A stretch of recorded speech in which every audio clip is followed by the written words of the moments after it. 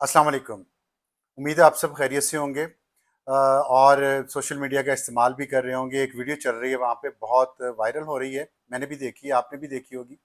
उस वीडियो में एक खातून हैं, उनका नाम है कैप्टन ईमान दुरानी। पाकिस्तान फ़ौज से उनका ताल्लुक़ है और वो किसी ऑडिटोरियम में बच्चे और बच्चियों को उनके साथ कुछ कम्युनिकेट कर रही हैं। इमेज बिल्डिंग की कोई एक्सरसाइज होगी फ़ौज की तरफ से, उनका पूरा डिपार्टमेंट है और वो करता है, तो वो भी कर रही हैं। और उसके बाद से पाकिस्तान की जो सोशल मीडिया है, डिजिटल मीडिया है, इस पे एक तूफ़ान आया हुआ है।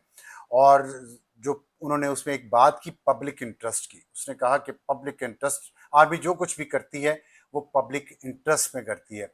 बाकी बातें उन्होंने और भी बहुत सारी की हैं, जो हमने क्लिप देखा, मैं तो उसी की बात कर रहा हूँ। उसमें से एक फ़िक्रा पकड़ के अब उस पे मुसलसल इस मुल्क में बहस हो रही है और वो बहस शुरू की है जो इस मुल्क में जो लोग नहीं रहते उन्होंने। और बहस क्या है? बहस यह है कि पब्लिक इंटरेस्ट, आर्मी को क्या इख्तियार है? और ये बहुत ही लेजिटिमेट क्वेश्चन है और मेरा ख्याल है कि इसका जवाब मिलना चाहिए और जवाब जो है वो सच पे बेस होना चाहिए। और मैं आपसे सच्ची बात करूँगा, हमें बिल्कुल ये सवाल पूछना चाहिए कि आर्मी को ये इख्तियार किसने दिया पब्लिक इंटरेस्ट में? पब्लिक इंटरेस्ट तो पार्लियामेंट तय करती है, अवाम तय करती है, उसके वोट की इज़्ज़त तय करती है, इस पे कोई शक नहीं है। लेकिन जो इस वक़्त जो आयरनी है वो ये है कि ये सवालात वो लोग, वो सियासी जमात पूछ रही है, जिन्होंने इस मुल्क में पब्लिक इंटरेस्ट को डिफाइन करने का, इम्प्लीमेंट करने का, सर्टिफिकेट देने का इख्तियार खुद पब्लिक से छीन के, पब्लिक को पीट के, पब्लिक के खिलाफ प्रोपेगेंडा करके दिया आर्मी को। और उसमें बहुत साल लगे। मैं आपसे थोड़ी सी उस तारीख पे बात करना चाहता हूँ और देखना चाहता हूँ कि आज जो ये लेजिटिमेट सवाल पूछा जा रहा है और इसका जवाब कर्ज है फौज पे भी, अवाम पे भी, सियासी जमातों पे भी और उन मीडिया के लोगों पे भी और जजों पे भी, जिन्होंने इस पब्लिक इंटरेस्ट का इख्तियार को अवाम से लेके आर्मी को दिया और इस वक्त है। और वो क्यों है, उसकी वजूहात क्या हैं? जब तक हम उन वजूहात को इम्पार्शली नहीं देखेंगे, तब तक हम इस सवाल का जवाब नहीं तलाश कर सकेंगे।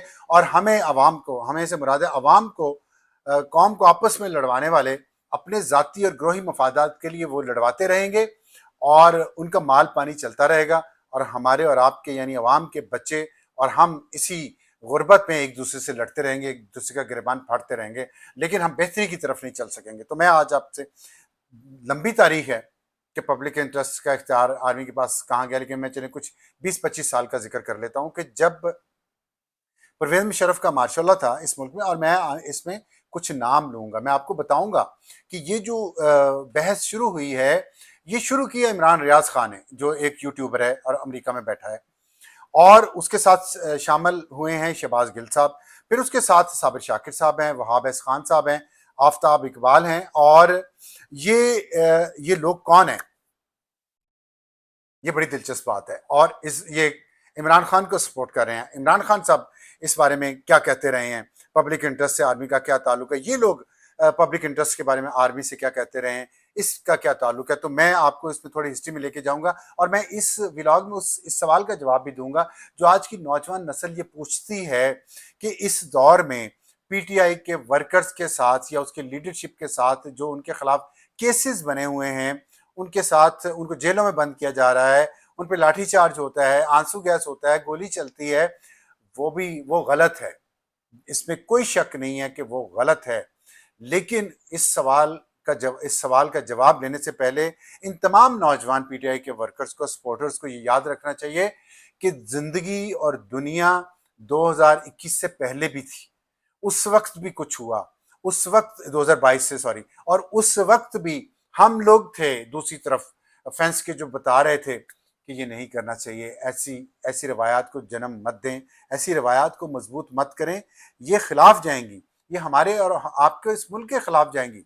लेकिन क्या हुआ, मैं उस पर आता हूँ और आपके इंशाल्लाह इस सवाल का जवाब इम्पार्शली और फेयरली देने की कोशिश करूंगा। नौजवान नस्ल के, जेन जी के, मिलेनियल्स के और ख़ास तौर पे जो पीटीआई को खुलूस के साथ, सादगी के साथ, मासूमियत के साथ फॉलो करते हैं, क्योंकि उनका जहन ऐसा बनाया गया है कि सिर्फ खान साहब हैं इस मुल्क में, جو سچے ہیں، ایماندار ہیں، اور باقی سب اس ملک میں کچرا ہے. تو میں ان سے یہ بات کرنا چاہتا ہوں. اگر میری بات آپ کو فیئر نہ لگے تو بے شک آپ نہ مانیے گا، اگر میری بات فیئر ہو تو آپ اس پہ غور ضرور کیجیے گا. جب پرویز مشرف کا دور تھا اس وقت 2006 میں ایک فیصلہ کیا، کیونکہ پرویز مشرف نواز شریف کو وزیر اعظم سے ہٹا کر ماشاء اللہ لگا کر آئے تھے، تو اس وقت فیصلہ ہوا لندن میں ایک میٹنگ ہوئی بے نظیر بھٹو اور نواز شریف کے درمیان، جو پاکستان پیپلز پارٹی اور پاکستان مسلم لیگ نون نے ایک چارٹر آف ڈیموکریسی پہ سائن کیا، جس میں بہت ساری چیزیں طے کی، ماضی کی غلطیوں پہ ایک دوسرے سے معافی مانگی گئی، اور کہا گیا کہ ہم اسٹیبلشمنٹ کو، جس کو ہم آرمی کو ہم اسٹیبلشمنٹ کہتے ہیں، کہ ہم آرمی کا سیاست میں عمل دخل نہیں ہونے دیں گے، اور ہم جب ایک دوسرے سے لڑتے ہیں اور ایک پارٹی جا کے فوج کی سپورٹ لے کے آتی ہے، ہم یہ کام بند کر دیں گے اور آئندہ جمہوری رویہ اپنائیں گے، آئین پاکستان پر چلیں گے اور سب کو اس پہ چلائیں گے. یہ بات طے ہوگی.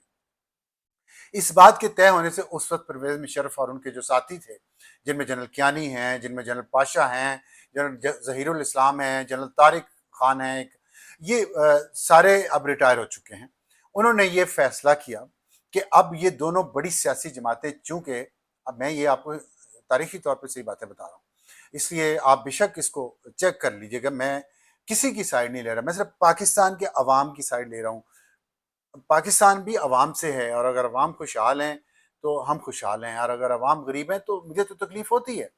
تو میں اس لیے آپ ڈبل چیک کیجیے گا جو میں باتیں کر رہا ہوں. اس وقت ان لوگوں نے اور ان کے ساتھ کچھ ججز ملے، اور انہوں نے فیصلہ کیا کہ یہ دو سیاسی جماعتیں اگر یہ اکٹھی ہو گئیں اور اگر انہوں نے پارلیمنٹ کو مضبوط کر دیا تو اس ملک میں civilian role, civilian supremacy, parliament کی عملداری اور آئین کی عملداری واضح ہو جائے گی، اور جو ججوں اور جرنیلوں کو ایک گٹھ جوڑ چل رہا تھا پچھلے 70 سال سے، اور جس میں میڈیا شامل تھا، یہ ختم ہو جائے گا. تو یہ مونوپلی ٹوٹنے کے ڈر سے اور عوام کے ہاتھ میں اختیار آنے سے، پبلک انٹرسٹ کیا ہوتا ہے، پبلک انٹرسٹ کا اختیار کس نے آرمی کو دیا؟ تو اس وقت یہ فیصلہ ہوا کہ یہ جو پبلک انٹرسٹ کا اختیار ہے نا، یہ عوام کے پاس نہیں جانا چاہیے، یہ آرمی کے پاس رہنا چاہیے. جرنیل، جج اور جرنلسٹ، ان تینوں نے یہ فیصلہ کیا، اور پھر انہوں نے ایک تیسری قوت میدان میں لانے کا فیصلہ کیا، تیسری سیاسی قوت، جو ان دونوں سیاسی جماعتوں کو، جو آپس میں یہ طے کر چکی تھی کہ اب ہم آئین اور قانون پہ چلیں گے، ان کو کمزور کرنے کے لیے انہوں نے تیسری قوت کھڑی کرنے کی کوشش کی. اور اس کے لیے سب سے پہلے طاہر القادری کو لانچ کیا گیا، اس کو بلوایا گیا کینیڈا سے، اس کو پیسے دیے گئے، اس کو کرپشن کے پیسے، حرام کا پیسہ اس کو دیا گیا، ہمارے ٹیکس پیئرز کا پیسہ انٹیلیجنس ایجنسی سے استعمال ہوئی، اور اس کے ذریعے یہاں پہ ایک دھرنا دے کے واٹر ٹیسٹ کیا گیا کہ دھرنے ہو سکتے ہیں کہ نہیں ہو سکتے. وہ دھرنے کے نتیجے میں پھر یوسف رضا گیلانی وزارت عظمیٰ سے فارغ ہو گئے، اور پھر پرویز وزیر اعظم بنے، اور وہ ٹینیور پورا ہوا، اگلے الیکشن ہوئے، اس پہ نواز شریف عمران خان کے پاس گئے اور ان سے طے کیا کہ ہم اس ملک کو آگے لے کے چلیں گے، مجھے 5 سال کا مینڈیٹ ملا ہے، آپ میرے ساتھ دیں، میں آپ کا ساتھ دوں، آپ کی کے پی میں حکومت بننے کی، حالانکہ آپ کی میجورٹی نہیں تھی، ہم نے کوئی رکاوٹ نہیں ڈالی، ہم نے آپ کا حق تسلیم کیا، آپ ہمارا حق تسلیم کے لیے آگے بڑھتے ہیں. آگے بڑھنا شروع ہو گئے. لیکن وہ جو کیڑا تھا ان جرنیلوں کا اور ججز کا اور ان جرنلسٹ کا، میڈیا ہاؤسز کا، جن کو آپ جانتے ہیں، ان سیٹھوں کو، سیٹھ تھے اس میں اور کچھ اینکرز تھے، ان کا کیڑا ختم نہیں ہوا تھا اس بات کا کہ یہ تو اس ملک میں پارلیمنٹ مضبوط ہوتی جائے گی، آئین مضبوط ہوتا جائے گا، پبلک انٹرسٹ مضبوط ہوتا جائے گا. لہٰذا ایک پوری مہم شروع کی گئی، اور اس مہم میں پھر طاہر القادری کو دوبارہ بلایا گیا، عمران خان کو اس کے ساتھ شامل کیا گیا، اور پھر یہاں پہ ایک دھرنا سیاست کا آغاز ہوا 2014 میں، جبکہ الیکشن ہوئے صرف 1 سال ہوئے تھے، اور ان الیکشنز پہ بہت زیادہ آبجیکشن نہیں تھی. حالانکہ پاکستان میں آج تک کوئی انتخابات صاف شفاف نہیں ہوئے، یہ بات میں مانتا ہوں اور ہم سب کو یہ ماننی چاہیے. جو 2024 کے الیکشن پہ اعتراض اٹھاتے ہیں انہیں یہ یاد رکھنا چاہیے کہ 2018 کے الیکشنز بھی دھاندلی زدہ تھے، جس میں عمران خان کو لایا گیا، اور اس دھاندلی زدہ الیکشن کے ذریعے عمران خان کو لایا گیا، پبلک انٹرسٹ کے خلاف لایا گیا، پبلک انٹرسٹ کو آرمی کے اختیار میں مزید دیا گیا. اور میں پہلے تھوڑی سی بات مکمل کر لوں تو اس طرف آتا ہوں. تو جب یہ ہوا تو پھر اس کے بعد ایک تیسری قوت کو بنانے کے لیے ہر کام کیا گیا، ہر ہتھ کنڈا آزمایا گیا، اس میں میڈیا سب سے آگے تھا. میڈیا جو تھا وہ پائلٹ پروجیکٹ تھا. میڈیا کے ذریعے لوگوں پہ اٹیک کیا جاتا تھا, لوگوں کے خلاف جو بڑے عہدوں پہ تھے ان کے خلاف نفرت پھیلائی جاتی تھی, ان کے خلاف زہر پھیلایا جاتا تھا, ان کو ملک دشمن, اسلام دشمن, نعوذ باللہ اللہ کا دشمن, نبی کا دشمن, ان پہ توہین رسالت کے الزامات لگائے جاتے تھے میڈیا کے ذریعے, ان اینکرز کے ذریعے اور ان ایلیمنٹ کے ذریعے, اور ان کے پیچھے سپورٹ تھی ان جرنیلوں کی جن کا میں نے نام لیا, اور اس میں پھر شامل ہو گئے. اس کے بعد جنرل راحیل شریف, پھر جنرل ظہیر الاسلام ڈی جی آئی سے بنے, وہ بھی شامل ہو گئے. جنرل طارق جنرل راحیل شریف کے دست راز تھے. پھر اس کے بعد جنرل قمر باجوہ آ گئے, وہ بھی اسی راستے پہ چلے. ان کے ساتھ عاصم سلیم باجوہ جو جنرل راحیل شریف کے ساتھ بھی تھے, وہ جنرل باجوہ کے بھی ساتھ شامل ہو گئے. پھر اس کے بعد جنرل آصف غفور, جنرل فیض, یہ سب ایک گروپ تھا, ایک گینگ تھا. ان کے ساتھ ججز ثاقب نثار ہیں, آصف کھوسا ہیں, عمر عطا بندیال ہیں. اس سے پہلے آپ کو یاد ہے ظہیر جمالی صاحب جو سندھ سے تھے, اپ رائٹ تھے, انہوں نے یہی پٹیشن جو پاناما پہ آئی تھی اٹھا کے باہر پھینک دی. انہوں نے کہا اس میں کچھ نہیں ہے, یہ سپریم کورٹ کا فیصلہ تھا. لیکن دوبارہ وہ پٹیشن آصف سعید کھوسا کے کہنے پر, میں اس تفصیل میں نہیں جانا چاہتا, میں صرف آپ کو یہ بتانا چاہتا ہوں. پھر جب وہ اس وقت کی حکومت کو کمزور کیا گیا, کیونکہ نواز شریف اس وقت سیاسی طور پہ مضبوط تھا اور پیپلز پارٹی بھی مضبوط تھی, اور دونوں کا چارٹر آف ڈیموکریسی کے ساتھ یہ طے تھا کہ جس کو کہا گیا باریاں لگا لی اپنی, تو باریاں نہیں لگنی چاہیے. کرپشن کرتے ہیں, کرپشن کا پیسہ آپس میں بانٹتے ہیں, اور وہی الزامات پچھلے 13 سال سے اس وقت خیبر پختونخوا کی حکومت پہ لگ رہے ہیں. پنجاب میں 5 سال حکومت رہی پی ٹی آئی کی, اس پہ لگے ہیں, اور 3.5 سال وفاق میں رہی, اس پہ بھی لگے ہیں کرپشن کے الزام. تو کہنے کا میرا مقصد یہ ہے کہ کرپشن کے الزامات جو بھی حکومت میں ہوگا, چاہے وہ پی ٹی آئی ہو, چاہے مسلم لیگ نون ہو, چاہے پاکستان پیپلز پارٹی ہو, سب پہ لگیں گے. لیکن اس وقت ایک مہم چلائی گئی اور پبلک انٹرسٹ کو چھیننا اصل مقصد تھا. یاد رکھیے گا, اصل مقصد کرپشن کے نعروں کا تھا پبلک انٹرسٹ کو چھیننا. کیونکہ جب 2013 کے الیکشنز ہوئے, اس وقت جب سروے ہوئے, تو جو ٹاپ کے 3 جو ایشوز سے عوام کو تنگ کر رہے تھے, اس میں سب سے پہلا ایشو تھا دہشت گردی کا. دوسرا ایشو تھا, آپ کو یاد ہے 2012-13 میں کتنی دہشت گردی اس ملک میں ہوتی تھی؟ نہیں یاد, میں یاد کروا رہا ہوں. دوسرا ایشو تھا لوڈ شیڈنگ کا, 23 گھنٹے 22 گھنٹے اس ملک میں لوڈ شیڈنگ ہوتی تھی بجلی کی, وہ دوسرا بڑا ایشو تھا. تیسرا بڑا ایشو تھا مہنگائی اور بے روزگاری کا. پھر کہیں کرپشن کا ایشو کو 7ویں 8ویں نمبر پہ جا کے آتا تھا. تو عوام کی جو خواہشات تھیں وہ یہ نہیں تھی. عوام چاہتے تھے پہلے ہمارا ہمیں سانس تو آئے بھائی, ہم تھوڑا زندہ تو رہ لیں, ہمارے پیٹ میں کچھ کھانا جائے, ہماری بجلی آئے, ہماری جان بچ جائے دہشت گردی سے, تو ہم اور بہتر چیزوں کا سوچیں گے. تو کرپشن کو لیکن ٹاپ کا ایک ایشو بنایا گیا میڈیا کے ذریعے, اور اس میڈیا کے ذریعے جو خود کرپٹ ہے, جس کے اینکرز کرپٹ ہیں. میں نام لے کے آج آپ کو بات کروں گا یہ, کیونکہ سچ آپ کے سامنے آنا چاہیے, آپ کو پتہ چلنا چاہیے. جن لوگوں نے آج یہ مہم شروع کی ہے کہ پبلک انٹرسٹ آرمی کا اختیار کہاں ہے, وہی یہ لوگ ہیں جنہوں نے آرمی کے اختیار میں یہ پبلک انٹرسٹ دیا, سیاسی جماعتوں کو کمزور کر کے, پارلیمنٹ کو کمزور کر کے, ان آوازوں کو کمزور کر کے جو میرے جیسی تھی, جو میرے جیسے بہت تھے. آپ کو یاد ہوگا مطیع اللہ جان کو اسد تور کے ساتھ کیا ہوا کورٹ میں. مطیع اللہ جان کے ساتھ اس عمران ریاض نے اور اس کے ساتھ دوسرے اور کچھ لوگ تھے, انہوں نے کیا کیا اس کو صرف اس وجہ سے کہ یہ اس وقت پبلک انٹرسٹ کی بات کرتا تھا مطیع اللہ جان اور اسد تور. مجھ پہ قاتلانہ حملہ کیوں ہوا تھا؟ میں نے کوئی کرپشن تو نہیں کی ہوئی, میں نے کسی آئی ایس آئی سے, آئی ایس پی آر سے, کسی سیاسی جماعت سے پیسے تو نہیں لیے ہوئے, میں نے حرام تو نہیں کمایا ہوا. میں کمایا ہوا تو پکڑ لیتے, اس ملک میں رہتا ہوں. میرے کریڈٹ میں یہ ہے کہ حسین حقانی جیسے شخص نے ٹویٹ کیا کہ اب سار عالم کی اسٹریٹجی ٹھیک تھی کہ اس ملک میں اگر پاکستان میں رہ کے پاکستان کے بہتر کرنے کی کوشش کی جائے تو یہ زیادہ بہتر اسٹریٹجی ہے. تو یہ جتنے بگوڑے ہیں, میں ان سب سے کوشچن کرتا ہوں کہ آپ لوگ باہر کیسے گئے. میں آپ کو نام بتا کے کچھ اور باتیں کرنا چاہتا ہوں, وقت کیونکہ زیادہ میں نہیں لینا چاہتا. میں آپ کو بتاتا ہوں شہزاد اکبر, پہلے عمران ریاض نے کیا. عمران ریاض خود کہہ چکا ہے کہ ہمیں بلا کے کمروں میں فائلیں دکھائی جاتی تھی کرپشن کی. کتنے وہ فائلیں, ان پہ کیسز کا فیصلہ کیوں نہیں ہوئے تو وہ اپیلوں میں اڑ کیوں گئے؟ تو جب, اور میں آپ کو تو کون بلاتا تھا عمران ریاض کو ان کمروں میں, اور اس جیسے دوسرے لوگوں کو, establishment, I S I, I S P R کے لوگ, ان کو جن کے میں نے نام لیے ہیں جرنیلوں کے, ان کے یہ پٹھو تھے. ان کو اسٹیبلشمنٹ نے بنایا ہے, ان کو بلا کے کمروں میں بلاتے تھے اور فائلیں دکھاتے تھے. تو یہ سوال کریٹیکل کوسچننگ ان سے کیوں نہیں کرتے تھے؟ اب تو ہر بات پہ کریٹیکل کوسچننگ ہوتی ہے. پاک بھارت جنگ ہو, اپنے گھر کی لڑائی ہے نا فوج کے ساتھ، جنرلوں کے ساتھ، ججوں کے ساتھ، کہ ہمیں سویلین سپریمیسی چاہیے، ہمیں پبلک انٹرسٹ اپنے ہاتھ میں چاہیے. گھر کی لڑائی ہے نا.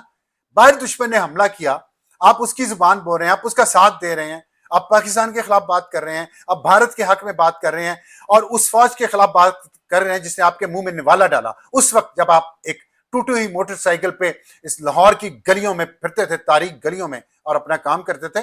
اس فوج نے آپ کو اٹھا کے یہاں تک مجھے نہیں فوج نے بنایا، مجھے اللہ نے بنایا، میری محنت نے بنایا، میری ماں باپ کی اور لوگوں کی دعاؤں نے بنایا ہے. ایک لقمہ آپ نے میں خیر یہ اتنا بڑا دعویٰ نہیں کرنا چاہتا لیکن آپ کے بارے میں، لیکن یہ بتانا چاہتا ہوں کہ آپ کو کمر میں بلاتے تھے نا، اور میں لوگوں کو یہ بتانا چاہتا ہوں، اور میں یہ سچ بتا رہا ہوں، حلفیہ بات کر کے بتا رہا ہوں، کہ جب کمروں میں بلا کے آپ کو فائلیں دکھائی جاتی ہیں نا، اور بار بار دکھائی جاتی ہیں، اور اکیلے کو بلا کے دکھائی جاتی ہیں، اور پھر آپ کو اپنا ایجنٹ بنایا جاتا ہے، تو آپ کو اتنے بڑے بڑے باکسز کرنسی نوٹوں کے بھی دیے جاتے ہیں، پاکستانی کرنسی کے بھی اور ڈالرز کے بھی نئے نوٹ ہوتے ہیں وہ سارے. اس کا بتایا کیوں نہیں آپ نے؟ اس کا کیوں نہیں باہر آ کے یہ لوگ بتاتے؟ فائلوں کو تو بتاتے ہیں کہ نواز شریف کی کرپشن کے، آصف علی زرداری کی کرپشن کے دکھائی جاتی ہیں. کیا عمران خان کی کرپشن کی نہیں دکھائی گئی؟ کیا بشرا بی بی کی کرپشن کی دکھائی نہیں گئی؟ فرح گوگی کی کرپشن کی نہیں دکھائی گئی؟ عثمان بزدار کی کرپشن کی نہیں دکھائی گئی؟ پرویز خٹک کی کرپشن کی نہیں دکھائی گئی؟ کیا محمود خان کی کرپشن کی نہیں دکھائی گئی؟ علی مین گنڈا پور کی کرپشن کی نہیں دکھائی گئی؟ جو بھی آپ کو فائلیں بلا کے دکھاتا ہے اور آپ کو کہتے ہیں آپ بولیں، ان کا اپنا ایجنڈا ہوگا. کیا آپ کو جرنلسٹ ہوتے ہوئے پتہ نہیں تھا؟ آپ نے اپنے سے سوال کیا؟ نہیں کیا. دوسری بات، شہزاد اکبر، میں آپ کو 2009 کا ایک واقعہ یاد کرواتا ہوں. ایک ڈرون اٹیک ہوا قبائلی علاقے میں، وہاں ایک شخص کریم خان، اس کا ایک بیٹا اور بھائی اس ڈرون حملے میں شہید ہوئے. اس شخص نے یہاں پہ اسلام آباد میں ایک پٹیشن فائل کر دی کورٹ میں کہ میرے یہ ڈرون حملہ ہوا، امریکی ڈرون آتے تھے اور انہوں نے حملہ کیا، اور مجھے انصاف دلایا جائے، اور اس کا ذمہ دار جو سی آئی اے کا ہیڈ ہے اسلام آباد میں ایمبیسی میں، یو ایس ایمبیسی میں، وہ ذمہ دار ہے. جوناتھن بینکس اس کا نام تھا. اب یہ مجھے بتائیں کہ ایک شخص وہاں سے اٹھا، اس کو لایا گیا، یہ اپنی لڑائی تھی انٹیلیجنس ایجنسیز کی، اور پاشا اس کے پیچھے تھا. کیونکہ میں یہ نہیں کہتا کہ پاشا نے ملکی مفاد کے خلاف یہ کام کیا ہے، ہو سکتا ہے ملکی مفاد کے حق میں ہی ہے، ملکی مفاد میں کام کیا ہو، میں ان کی اس کو کوشچن نہیں کر رہا، لیکن میں یہ کوشچن ضرور کروں گا کہ پاشا کو پھر ریٹائرمنٹ کے بعد امریکی فرم میں نوکری کیسے ملی ابو دھابی میں؟ کیوں ملی؟ وہ ایسے کیا ڈیزائن تھے یہاں پہ، ایسے کون سے کام اس نے امریکہ کے لیے کیے تھے ڈی جی آئی سے ہوتے ہوئے کہ امریکہ کی نوکری پھر کرنی پڑی؟ کیا ڈی جی آئی سے ریٹائرڈ کو امریکہ کی نوکری کرنی چاہیے؟ آپ سے یہ سوال پوچھتا ہوں. اور وہ شخص عمران خان کا سب سے بڑا سپورٹر ہو تو میں کوشچن نہ کروں اس چیز کو؟ کیا یہ لاجیکل نہیں ہے یہ سوال پوچھنا؟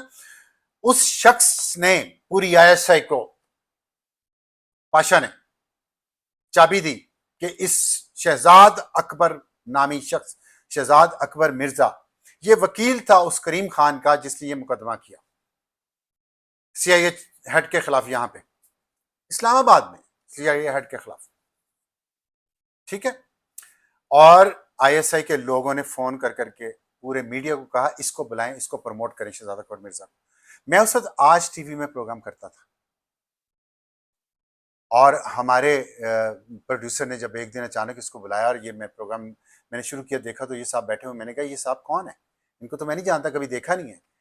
تو انہوں نے مجھے بتایا، میں حلفیہ بیان کروں کہ وہاں سے فون آیا کہ اس کو ٹی وی میں جگہ دے، کیونکہ یہ وکیل ہے کریم خان کا جس نے کیس کیا ہوا ہے پاکستان میں سی آئی اے ہیڈ پہ کہ یہ اس نے رپورٹ کیا ہے تو یہاں پہ ڈرون اٹیک ہوا، میرا بھائی اور بچہ مارا. کچھ نہیں ہوا اس کیس میں، کچھ نہیں ہوا. جس کا مرنا تھا مر گیا، اللہ کے پاس چلے گئے، ماں نے رو لیے اپنے بچے، سب خوش ہیں، پاشا بھی خوش ہے، یہ اینکرز بھی خوش ہیں جو شہزاد اکبر کو، جنہوں نے شہزاد اکبر بنایا، پرموٹ کیا، اوپر لے کے آئے، اور آئی ایس اے کے وہ لوگ جنہوں نے شہزاد اکبر کو پرموٹ کروایا وہ بھی خوش ہیں، وہ بھی موجے کر رہے ہیں، گولف کھیل رہے ہیں یہاں پہ، کبھی باہر کھیل رہے ہیں، ان کی بھی پراپرٹیز بہت ہیں. اور آج وہ شہزاد اکبر جو بڑا مجاہد بنا تھا آئی ایس اے کے کہنے پہ سی آئی اے کے خلاف، آج ایک مغربی ملک میں پناہ لیے ہوئے ہیں، وہاں بیٹھا مال کما رہا ہے، آپ کو اور مجھے جھوٹ بلا رہا ہے، پاکستان کی فوج کے خلاف ہذیان بکتا ہے جب پاکستان کی فوج انڈیا سے لڑ رہی ہوتی ہے، جب پاکستان کی فوج دہشت گردوں کے خلاف لڑ رہی تھی. میرا اختلاف ہے سیاسی جرنیلوں سے، رہے گا، ان کی سیاست میں اور مداخلت سے اور ہائیبریڈ نظام کے خلاف میں پیسفل ایفرٹ کرتا رہوں گا, میں اپنا نظریے پہ قائم ہوں, قائم رہوں گا, بات کروں گا, گالی نکال کے نہیں. باہر میں بھیک مانگ کے ازائلم لے کے یہاں گالی نکال کے فوج کا نوالا کھا کے آرام کا, اور باہر فوج کے خلاف جا کے دکھا کے ان کو میں ازائلم نہیں لوں گا جس طرح عمران ریاض نے لیا اور شہزاد اکبر نے لیا ہے. اسی ملک میں بیٹھا ہوں, یہیں بیٹھ کے بات کروں گا سیاست المداخلت کی, ہائیبرڈ نظام کے خلاف. لیکن اس وقت ہائیبرڈ نظام نے پاکستان بھارت جنگ میں ہمیں فائدہ دیا ہے, ہمیں ہماری دنیا میں سفارتکاری کو فروغ ملا ہے. ہمیں اس ہائیبرڈ نظام, ہمیں پبلک انٹرسٹ کو واپس لانا ہے. تو یہ کلاؤنز نہیں لے کے آئیں گے جنہوں نے پبلک انٹرسٹ خود اپنے ہاتھوں سے توڑ کے آرمی کے ہاتھ میں دیا, جس نے ہم پہ کفر اور غداری کے فتوے ہم پہ لگوائے. میں ان جرنیلوں سے پوچھتا ہوں, ججز سے پوچھتا ہوں, ان اینکر سے پوچھتا ہوں, ان یوٹیوبر سے جو باہر جا کے بیٹھے ہیں ازائلم لے کے, کون غدار نکلا؟ پاکستان بھارت کی جنگ میں کون کہاں پہ کھڑا تھا؟ ہم نے ظلم اٹھایا, میرے بچوں نے ظلم کا سامنا کیا, میری فیملی نے ظلم کا سامنا کیا. ایک دن کے لیے یہاں سے نہیں گئے, کیونکہ اس ملک سے محبت ہے, یہاں کے لوگوں سے محبت ہے, یہاں کے لوگوں کی حالت بہتر کرنا چاہتے ہیں. آپ کی طرح وہاں باہر بیٹھ کے ملینز آف ڈالرز ہم بھی کما سکتے تھے, ہمیں بھی مواقع پہلے بھی تھے, آج بھی ہیں. 3 ممالک سے, امریکہ, کینیڈا اور جرمنی, میں نام لیتا ہوں. جب مجھ پہ قاتلانہ حملہ ہوا تو مجھے وہاں سے کہا گیا آپ ہمارے ملک آ جائیں, پناہ لے لیں. نو وے, آئی سیٹ. آپ کی طرح نہیں کہ آئی ایس اے کے ایجنٹس کے ساتھ مل کے پھر آپ اس ملک کے خلاف بات یہاں بھی کریں اور انہی کے ساتھ مل کے فرار بھی ہو جائیں, آپ لوگوں کے پاسپورٹس بھی انٹیکٹ رہیں. ہمیں پتہ ہے ساری گیم کا. اور ابھی آپ وہاں بیٹھ کے اس ملک کی فوج کے خلاف بات کریں, اس ملک کے خلاف بات کریں, جرنیلوں کے خلاف بات کریں نا جنہوں نے اس ملک کو نقصان پہنچایا, باجوہ کے خلاف بات کریں نا جس نے پبلک انٹرسٹ واپس لیا, عاصم سلیم باجوہ نے لیا, آصف غفور نے لیا, ان کے ہاتھوں سے جن فیض نے لیا, ان کے ہاتھوں سے تو آپ نوالے کھاتے رہے ہیں, ان کے ہاتھوں سے تو ڈبے اٹھاتے رہے ہیں. اگلا آپ سن لیں, صابر شاہ کے 5,500 روپے پہ نوائیوت گروپ میں 5,500 روپے مہینے پہ تنخواہ لیتا تھا, اور پھر گود میں بیٹھ گیا جہاں جس گود سے بیٹھ کے اس ملک میں ترقی کی جاتی ہے, آپ پارا, تو وہاں سے پھر دیکھیں بیورو چیف بنا, اور اب باہر جہاں کبھی شاید نصیب بھی نہ ہوتا ویسے جانا, وہاں جا کے بیٹھے ہوئے اور ملک کے خلاف بات کر رہے ہیں. فوج سے پیسے لے کے فوج کے خلاف بات, فوج نے پیسے لیے, ان کو بنایا, اس کے خلاف بات کریں باہر بیٹھ کے. یہ فوجی سوچیں, میں کیوں سوچوں؟ وجاہت اسخان آئی ایس پی آر سے پوچھیں جا کے, آپ آئی ایس پی آر سے کانٹریکٹ ان کو کس چیز کے دیتے تھے؟ کیا وہ پروجیکٹس کمپلیٹ کر کے انہوں نے دیا آپ کو؟ کون سے پروجیکٹ سے کیوں دیتے تھے آپ لوگوں کو پیسے؟ جرنلسٹ کا کیا کام ہے؟ پروجیکٹس لے اور کام کرے, خفیہ پروجیکٹس, پھر وہ پورے بھی نہ کرے, پیسے بھی لے جائے. اب باہر بیٹھے آپ کے خلاف بات کر رہے ہیں. آفتاب اقبال کتنے اربوں لیے اس نے جنرل فیض سے انڈس ٹی وی کے نام پہ. میں نے پوری سٹوری بتائی اپنے پوڈ کاسٹ میں میمونہ ستار کے ساتھ سما پہ. مجھے اس نے دھمکی دی میں تم پہ کیس کروں گا. کدھر ہے کیس؟ وہ 1 سال ہو گیا ہے اس پوڈ کاسٹ کو ہوئے. کدھر ہے کیس میرے خلاف؟ کیونکہ تم کرپٹ ہو, تم نے پیسے لیے, اس فوج سے لیے, آئی ایس آئی سے لیے, اور آج باہر بیٹھ کے پناہ لے کے فوج کے خلاف, پاکستان کے خلاف بات کر کے باہر بیٹھ کے آج یہ کوشچن تم لوگ کرتے ہو, پبلک انٹرسٹ آرمی کے اختیار میں کیوں تم لوگوں نے دیا ہے؟ آرمی کے اختیار میں یہ پبلک انٹرسٹ, ہمارے حقوق چین کے. اور پھر ڈاکٹر معید پیرزادہ, جس کو میرا اللہ مجھے معاف کرے, اور ہارون رشید کو بھی اللہ مجھے معاف کرے, ان کو میں لے کے آیا ہوں دنیا ٹی وی میں, ان کو میں نے اینکر بنایا, اور ان کیا 3 لاکھ روپیہ تنخواہ کے لیے معید پیرزادہ نے کس کے گھٹنے نہیں پکڑے دنیا ٹی وی سے 3 لاکھ روپے مہینے کی تنخواہ کے لیے. آج دیکھیں کہاں بیٹھا ہے, پھر گود میں چڑھ گیا. یہاں پہ آئیں وہ ہلری کلنٹن, وزیر خارجہ تھے امریکہ کی, سارے اینکرز معید پیرزادہ کے سامنے لائن بنا کے بیٹھے ہوئے تھے, سینئر اینکرز بڑے بڑے بنے پڑتے ہیں, اور آج قرآن کے حلف اور یہ ساری باتیں کرتے ہیں. اس کے سامنے بھیگی بلی بنے بیٹھے تھے, کیونکہ وہ امریکیوں کا ایجنٹ تھا, وہ آئی ایس آئی کا ایجنٹ تھا. معید پیرزادہ اکٹھے چل رہے تھے, پاشے ماشے ظہیرے وزیرے سب اکٹھے تھے اس وقت. ہلری کلنٹن کا انٹرویو کیا, مین چیئر پہ معید پیرزادہ کو بٹھایا گیا, اور باقی جو جتنے سینئر اینکر 30-35 سال کے جو جرنلزم میں ایڑیاں گھسا کے پاؤں گھسا کے وہ اس کے سامنے اس کے دربار میں معید پیرزادہ کے بیٹھے تھے, اور دیکھ رہے تھے کہ ہلری کلنٹن کا انٹرویو کیا جا رہا ہے, اور ان کو بیچ میں سوال پوچھنے کی اجازت मोहित पीरजादा देता था। इतना इसको प्रमोट किया उन्होंने, इसको ठेके दिए, इसकी बीवी को और इसको इकट्ठे एक फेक वो सारा सिस्टम ऑनलाइन बना के दिया जिससे प्रोपेगेंडा करते थे मेरे जैसे लोगों के खिलाफ, जो कहते थे पब्लिक इंटरेस्ट में आर्मी का इख्तियार नहीं होना चाहिए। और फिर बाहर भाग गया आपके जरिए, और वहां बैठा आज फौज के खिलाफ और इस मुल्क के अवाम के खिलाफ बातें कर रहा है। पाक भारत जंग हो तो आप इंडिया के साथ खड़े हो, ये आपकी औकात, ये आपके करतूत, ये आपके रिश्तेदार यहाँ सुनते नहीं, आपके दोस्त यहाँ देखते नहीं आपका किरदार। क्या आप लोगों ने जितनी पेशीन गोइयां की आसिफ अली जरदारी की मौत के बारे में, इमरान खान की सेहत की खराबी में और उसके मौत के बारे में, या 250 इस्लामाबाद में बंदे मरने के बारे में, गलत नहीं। मैं कुछ जल्दी से अपनी याददाश्त से बता रहा हूं। आपने झूठ बोला, नफरत फैलाई यहाँ लोगों में, या गरीब के बच्चों को मरवाया, खुद डॉलर कमाए बाहर बैठ के। आपको शर्म नहीं आई? आपके देखने वालों को ये सोचना चाहिए कि इनके इतने झूठ। मैंने 3 वाकयात गिनवाए हैं, आसिफ अली जरदारी की मौत, इमरान खान की मौत, इमरान खान की सेहत, और 250 बंदे इस्लामाबाद में मार दिए। ये सब इन्होंने झूठ फैलाया इस मुल्क के खिलाफ। इन्होंने ये तक झूठ, चौथा झूठ इन्होंने ये फैलाया कि पाकिस्तान ने कोई तैयारा नहीं गिराया इंडिया का। आज इंडिया का वजीर खारजा जयशंकर आज वो भी मान रहा है कि 3 राफेल गिरे, और इन्होंने इंडिया की मुद्दी की जुबान बोली, हिंदुत्व की जुबान बोली पाकिस्तान के खिलाफ। जब जंग लड़ रही है तो आपस की लड़ाई तो साइड पे रखनी चाहिए कि नहीं रखनी चाहिए? मैं जनरेशन जी से पूछता हूँ, घर में लड़ाई हो गई आपकी अपने बड़े भाइयों माँ बाप के साथ, बाहर से कोई हमला कर दिया, आपका दुश्मन है डिक्लेयर, तो आप फिर आपस में आप फिर अपने बाप को कहेंगे तू ऐसा तू वैसा। और बाप मैं नहीं कहता, ये लोग कहते रहे, पीटीआई कहती रही, खान साहब कहते रहे, शहरयार अफरीदी कहता रहा, आर्मी चीफ तो कौम का बाप होता है। ऐसे जाता है पब्लिक इंटरेस्ट आर्मी के इख्तियार में। जब जब वो कमर बाजवा आर्मी चीफ बना तो एक सिक्योरिटी का गेट लगा होता है आर्मी पीएम हाउस के एंट्रेंस पे, तो इत्तेफाक से इकट्ठे 4-5 लोग जा रहे हो तो दरमियान में होता है, उसको बीच में से गुजरना पड़ता है। आर्मी चीफ उसमें से गुजर गया। ये साबिर शाकिर और आरिफ हमीद भट्टी और समी इब्राहिम वो भी बाहर है, वो भी इन्हीं का बनाया हुआ आईएसआई का, वो भी अमेरिकी शहरी है, और अभी वो भी बाहर बैठा डॉलर कमा रहा है यहाँ मुल्क में नफरत ज़हर फैला के। वो गुजर गया उसमें से, वो जो वॉक थ्रू गेट होता है सिक्योरिटी का। एआरवाई ने और उसके सेठ ने मातम बैन डाल दिया इस मुल्क में उस रात। ओ आर्मी चीफ को बेइज्जती हो गई, उसको सिक्योरिटी उसमें से गुजारा गया जानबूझ के उसकी हद तक करने के लिए। जिस आर्मी चीफ को नवाज शरीफ ने अपॉइंट किया 2 दिन पहले या 1 दिन पहले, वो नवाज शरीफ उसी आर्मी चीफ की बेइज्जती कर रहा है उसमें से गुजार के। ये प्रोपेगेंडा किया आईएसआई के कहने पे, आईएसपीआर के उस वक्त हेड के कहने पे, और इन सब लोगों ने। और इस तरह पब्लिक इंटरेस्ट जाता है आर्मी के इख्तियार में। हुकूमत को कमजोर करना था, सिविलियन हुकूमत को कमजोर करना था, पॉलिटिकल हुकूमत को कमजोर करना था। आज जो कुछ हो रहा है पीटीआई के साथ, मैं आपको एक बात बता दूं बच्चों को, देखें आज जो कुछ हो रहा है ये सब कुछ पीटीआई अपने दौर में अपने मुखालफिन के साथ कर चुकी है। एक होती है मकाफात अमल, ये मकाफात अमल है।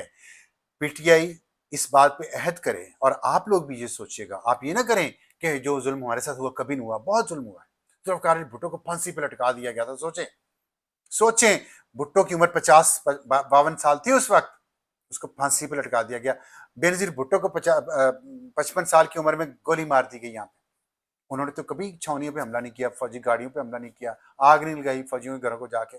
नवाज शरीफ की बीवी वो खुद जेल में थे, फौत हो गई, उनके खिलाफ, बेगम के खिलाफ कितना प्रोपेगेंडा किया गया। नवाज शरीफ को जेल में कितनी बार रखा गया, जिला वतन किया गया, कभी किसी ने, उनकी बेटी को रखा गया, कभी किसी ने इस तरह नहीं किया। ये नहीं, एक होती है, आप अर्थरुल आपको दिखाया ना, आपके लीडर इमरान खान ने, अर्थरुल आपने देखा सबसे लड़ता था रियासत, सल्जूक रियासत जो उस वक्त थी स्टेट, वो कमजोर थी, घटिया तरीन थी इससे भी जो हमारी रियासत है। उसने सल्जूक रियासत का जब तक झंडा और सिक्का रहा, उसने उसके खिलाफ बगावत नहीं की। उसने कहा मैं रियासत के खिलाफ बगावत नहीं करूंगा। पकड़ा गया, गिरफ्तार हुआ, तशद्दुद सहा, सब कुछ सहा। आपको दिखाया ना इमरान खान ने अर्थरुल, उसमें भी ये एग्जाम्पल दी गई है। रियासत की के साथ आपने स्ट्रगल करनी, राइट्स लेना पुरअमन तरीके से स्ट्रगल, जैसे हमने 35 साल स्ट्रगल की, और आपको गुमराह किया गया इन एंकर्स, इन यूट्यूबर्स ने, और उन जजों ने, और उन जर्नलों ने, और एक फिजा बनाई गई पब्लिक इंटरेस्ट को آرمی کے ہاتھ میں دینے کی, ہائبریڈ نظام قائم کرنے کی 2017 میں یہاں سے شروع ہوئی, اور آج 2025 میں وہ مکمل ہے. ہائبریڈ نظام اختیار ان کے پاس ہے, آپ اور وہ جنگ جیت چکے ہیں. آپ نے لینا ہے, آپ اپنی پرفارمنس بہتر کریں, آپ وائلنس میں مت جائیں, اور جو آپ کو وائلنس پہ بھجواتا ہے اسے کہو آؤ اس ملک واپس, اپنے بچوں کو بھی لے کے آؤ, اور سب سے اگلی گاڑی میں تم بیٹھو, گاڑی میں بیٹھو لیکن بیٹھو صحیح احتجاج میں, اور سب سے آگے چلو, خود بھی اور تمہارے بچے بھی اور بیوی ہے. پھر ہم اپنی فیملیز میں آئیں گے, پھر عمران خان کو آپ رہا کروائیں, پھر بات بنے گی. یہ نہیں وہاں بیٹھ کے ڈالر کمائیں اور یہاں پہ. اور میں آپ کو خان صاحب کے بارے میں ایک بات بتا رہا ہوں, ٹھیک ہے آپ لوگ کہہ رہے ہیں ان کے ساتھ زیادتی ہو رہی ہے, یہ نظام بھی زیادتی کر رہا ہے.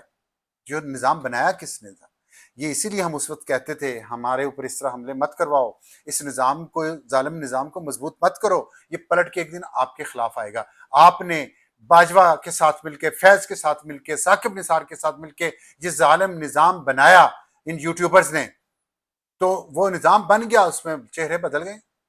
اس میں نظام کو بنانے میں موجودہ لوگوں کا کوئی رول نہیں ہے, موجودہ جوڈیشری کا, موجودہ آرمی چیف کا کوئی رول نہیں ہے اس ظالم نظام کو بنانے میں.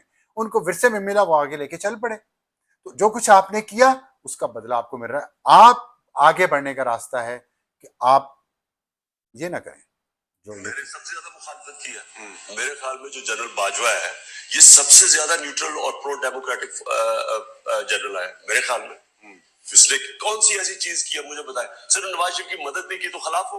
جنرل باجوہ نے جس طرح اس حکومت کی مشکل وقت میں مدد کی, جس طرح اس نے ہمارے ساتھ, میں یہ کہنا چاہتا ہوں آج, جو ہمارے پاس جب ملک پہ پیسہ نہیں تھا, 2 سال پاکستان کی فوج نے اصل میں اپنے ڈیفنس ایکسپینڈیچر پہ کٹ لیا.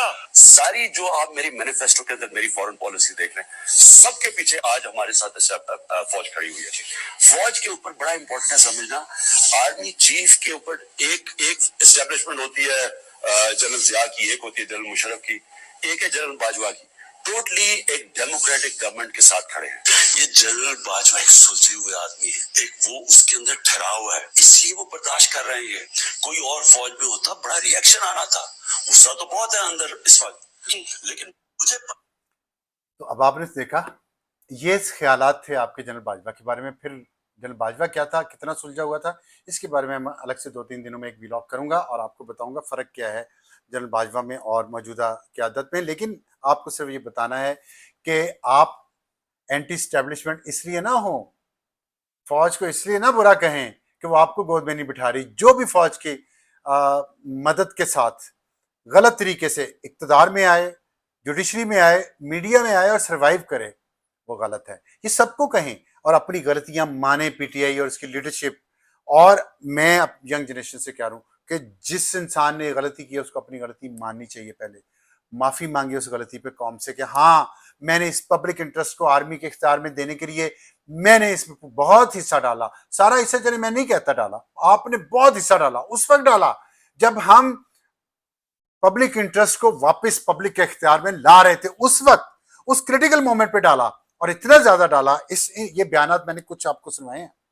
پورے 10 سال یہ منترا ہمارے دماغوں میں, ہمارے ذہنوں میں گھولا جاتا رہا ان اینکرز کے ذریعے, ان یوٹیوبرز کے ذریعے, ان ایجنٹوں کے ذریعے جو اسٹیبلشمنٹ کے ایجنٹ ہیں, جو اس سے نوالا لے کے کھاتے تھے, ان کے تن پہ ایک کپڑا اسٹیبلشمنٹ کی دی بھیک میں سے ملا ہے. وہ آپ کو یہ, تو ان سے پوچھیں کہ بھائی آپ نے اس وقت یہ کیا کیا. اور ابھی بھی کو کہتے ہیں اسٹیبلشمنٹ سے بات کرنی, آپ سیاستدان ہیں, سیاستدانوں سے بات کریں اور ایک اور چارٹر آف ڈیموکریسی کریں جس میں یہ طے کریں کہ آئندہ آپ چاہے کچھ بھی ہو, آپ فوج کو سیاست میں نہیں گھسیٹیں گے, فوج کو اپنا کام کرنے دیں, فوج اپنا کام کرے گی. میرا اس پہ ایمان ہے. اگر سویلینز اپنے آپ کو بہتر کریں, پرفارم بہتر کریں, اپنے آپ کو مضبوط کریں, اس طرح کے نفرت پھیلانے والے بگوڑوں کے پیچھے لگ کے اپنے بچوں کی زندگیاں سٹیک پہ نہ لگائیں, وائلنس نہ کریں, سڑکیں بند نہ کریں, بازار بند نہ کریں, پرامن طریقے سے پارلیمنٹ کے ذریعے تبدیلی لائیں. آپ کا ووٹ چھینا گیا 2024 میں, لیکن یاد رکھیں کہ 2018 میں بھی ووٹ چھین کے آپ کی پارٹی کو اقتدار میں لایا گیا. اب یہ برابر ہوا ہے, آئندہ یہ نہ ہو. اس پہ تو ہم متفق ہو سکتے ہیں نا.